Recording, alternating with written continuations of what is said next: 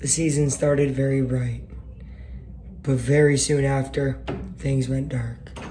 Colts couldn't find anything. They thought they saw a shimmer of hope with Sam. It closed. They thought they saw a bigger shimmer of hope within the second week. Closed even quicker. And the days looked like they would be dark forever. But a light named Jeff Saturday came in and brought a big difference to the Colts team. One that changed everything. The Colts won. Not only slim margin like usual, but something was different. Something felt different. Energy, passion, love, things that were missing during the Frank Reich era were back. They were back in the clubhouse. You had guys at the game like Edrin James saying he knew Jeff would do this. Jeff's that energy guy, of course. You got guys like Reg being even more vocal with his wide receivers now. And you even saw a lot of them celebrate. I say this to say the roller coaster ride of the Colts this year has led to a very fun matchup tomorrow. On the other side, you got the gritty city of Philadelphia. A team coming into the year that made free agency and drafting that looked incredible from the day that they showed up. I believed in them. And they showed that potential. 8-0 through the first 8 weeks, the only undefeated team. They lose to the Commanders. They're angry. They're fed up with the one loss. But what does that mean? Football is not only a game of inches, it's a game of the mind. When you get this deep in the season where things start to matter more and more, you start to wonder what matters. Who prepped better? Philadelphia, it's windy there, it's cold, probably snowed a little. It's windy here, it snowed, it's cold a little. Things are very similar between Philadelphia and Indianapolis. It's a home game.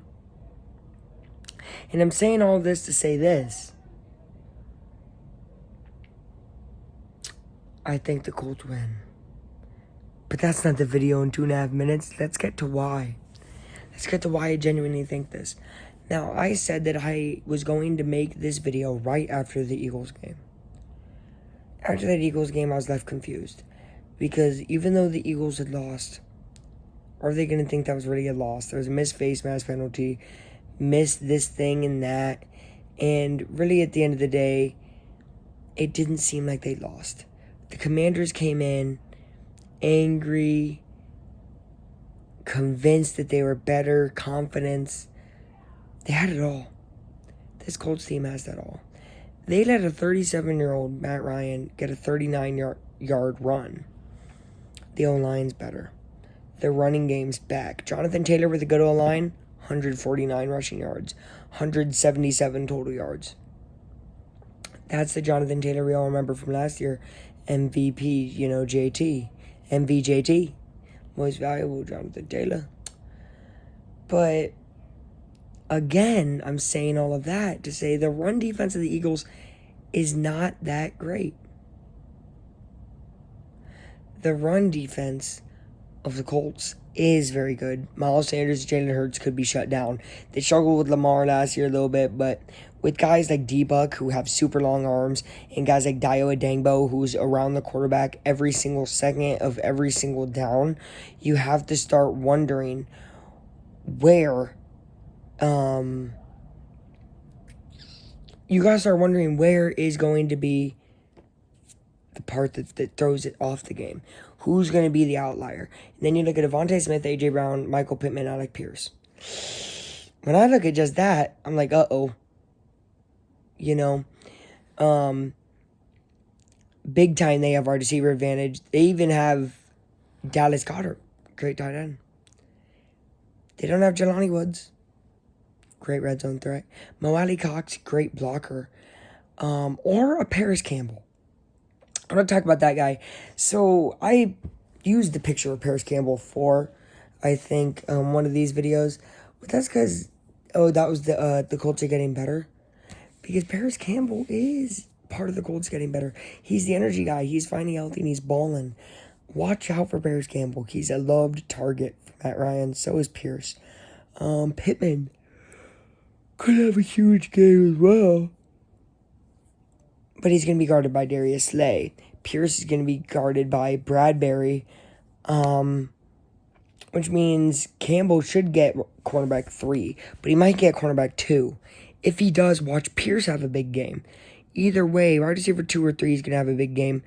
I don't expect Pittman to have one against Slay. Slay locked down Justin Jefferson. But if it comes down to a late game moment, do look at Pittman because he's going to make a big play. Trust that. He's had 2 times where he could have late in games and he messed up. He's going to have a big play this game. He's going to have a big play against Big Play Slay.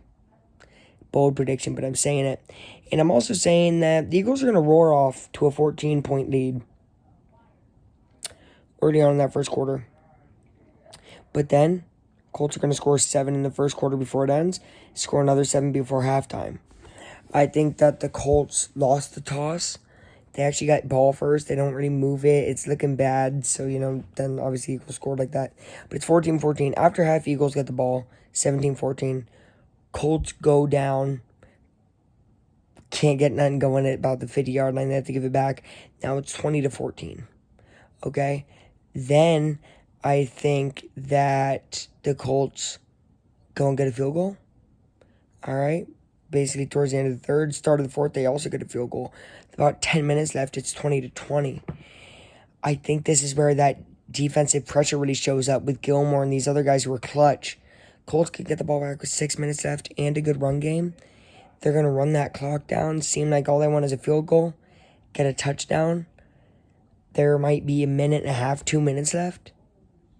Watch Gilmore and that defense lock up. 27-20 Colts. Lock it in my opinion. I see them winning. They have more energy. They have more love for the game. People say the Eagles are going to be angry. You're saying the Colts aren't going to be amped up? You're telling me a 4-5-1 Colts team isn't going to be amped up to play a top 3 team in the league, really? Top 5. You know what I mean? In my opinion, top 3, I think it's Chiefs. I actually think it's Vikings, Eagles, Chiefs. And the Colts already beat the Chiefs, so they play up to their competition. This should be a good game. Let's go Colts. I believe in them, and obviously that's not the only reason I'm saying it. I knew the Colts would lose to the Patriots weeks ago, and that was a worse team than what the Eagles are.